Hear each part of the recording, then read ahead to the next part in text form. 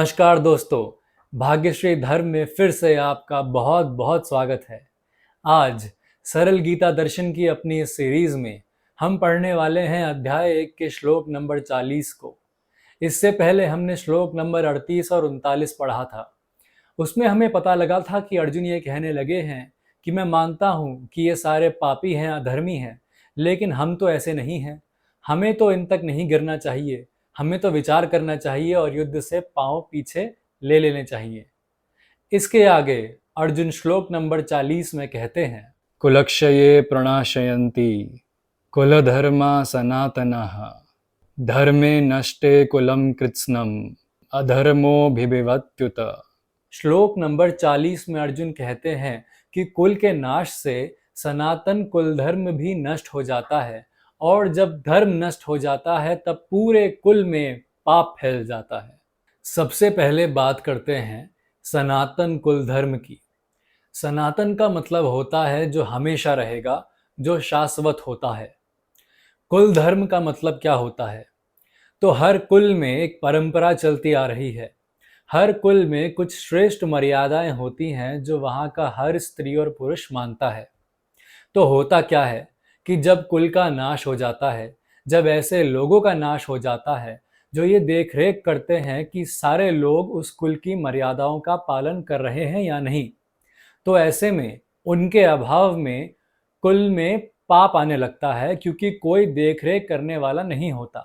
तो धर्म का नाश हो जाता है और स्त्री और पुरुषों में पाप आने लगता है।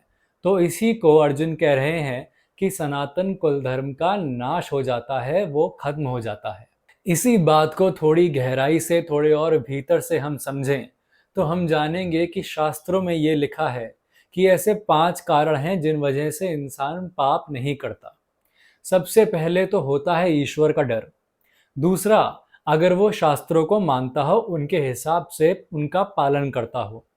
तीसरी बात हो गई अगर उसको कुल मर्यादा के टूटने का डर हो। चौथा, अगर उसको राज्य के कानून का डर हो।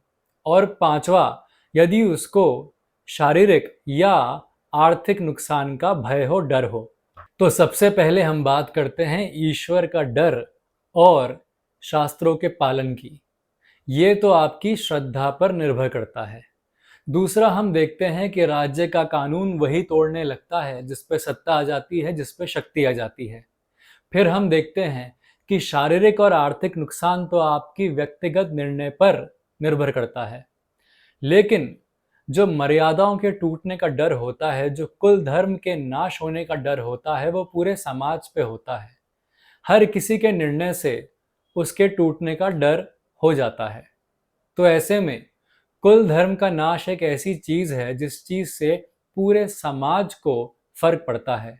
तो यही बात अर्जुन यहाँ पे कह रहे हैं कि अगर कुल धर्म का नाश हो जाए तो पाप फैल जाएगा, पूरे कुल में त्राहिमाम मच जाएगा। अर्जुन ये कहना चाहते हैं कि जब कुल धर्म नष्ट हो जाता है तो इंसान मतवाले घोड़े की तरह हो जाता है। उस पर किसी का नियंत्रण नहीं रहता और फिर वो जो चाहे अपने मन में आता है वो करता है। ऐसे में पाप फैलना तो निर्धारित ही हो जाता है। अर्जुन यहाँ पे कहना चाहते हैं कि बड़े बूढ़ों को ना मारा जाए, क्योंकि अर्जुन को लगता है कि बड़े बूढ़ों की वजह से ही समाज में धर्म का पालन हो रहा है, समाज में मर्यादाओं का पालन हो रहा है। अब एक तरह से देखा जाए तो अर्जुन गलत नहीं कह रहे। अगर पूरा समाज ही पापी हो जाए तो फिर मनुष्य कैसे बच पाएगा, कोई एक व्यक्ति उस पाप से कैसे बच पाएगा। लेकिन अर्जुन ये भूल रहे हैं कि वो जिस स्थिति में है वो स्थिति बदलाव मांग रही है, वो स्थिति अधर्म का विनाश मांग रही है, वो स्थिति पाप का नाश मांग रही है। वो ये नहीं समझते कि धर्म और अधर्म ये हमेशा इस पृथ्वी पर रहेगा, लेकिन अगर एक समय ऐसा आ जाए जब अधर्म धर्म को दबाने लग जाए, उस पर पूरी तरह ओवर पावरिंग हो जाए, मतलब उसको पूरी तरह नष्ट करने पे आ जाए, तब धर्म का कर्तव्य है कि वो उठ खड़ा हुए और अधर्म को पीछे ढकेल दे और अधर्म को नष्ट कर दे। ये अर्जुन भूल रहे हैं। अर्जुन ये भूल रहे हैं कि जिनको वो रखवाला मानते हैं मर्यादाओं का, उनके होते हुए भी देखो आज हम कहाँ पहुंच गए हैं। वो ये भूल रहे हैं कि भीष्म पितामह, गुरु द्रोणाचार्य, इनके होते हुए भी आज ये सारी सेनाएं आपस में लड़ने के लिए खड़ी हैं। तो फिर इन पहरेदारों ने क्या किया? इन पहरेदारों ने सही शिक्षा क्यों नहीं दी? अर्जुन ये भूल रहे हैं कि जिन लोगों पे जिम्मेदारी है मर्यादा बचाने की, वो तो खुद अधर्मी हैं, वो तो खुद पापी हैं।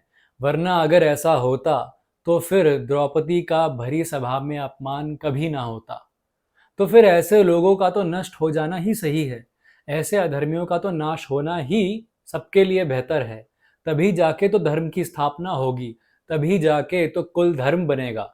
अगर ये लोग नहीं मरते तो फिर आने वाली पीढ़ी भी तो पापी बन जाएगी, वो भी तो अधर्मी बन जाएगी। अगर उस पीढ़ी को धर्म की प्रेरणा कहीं से नहीं मिलेगी तो फिर उसका पापी बनना तो तय है। लेकिन अगर आज ये कौरव मारे गए, अधर्म का नाश हो गया, तो फिर आने वाली पीढ़ी के पास दो प्रस्ताव रहेंगे। या तो वो अर्जुन बन जाए और धर्म की स्थापना करे, या फिर वो दुर्योधन बन जाए और फिर उसका नाश हो जाए, और उसके साथ साथ उसके सारे भाइयों का, उसके सारे संबंधियों का नाश हो जाए जो जो अधर्मी थे। ऐसा होगा तभी जाके तो कुल की मर्यादा तय होगी। ऐसा होगा तभी जाके तो धर्म की स्थापना होगी।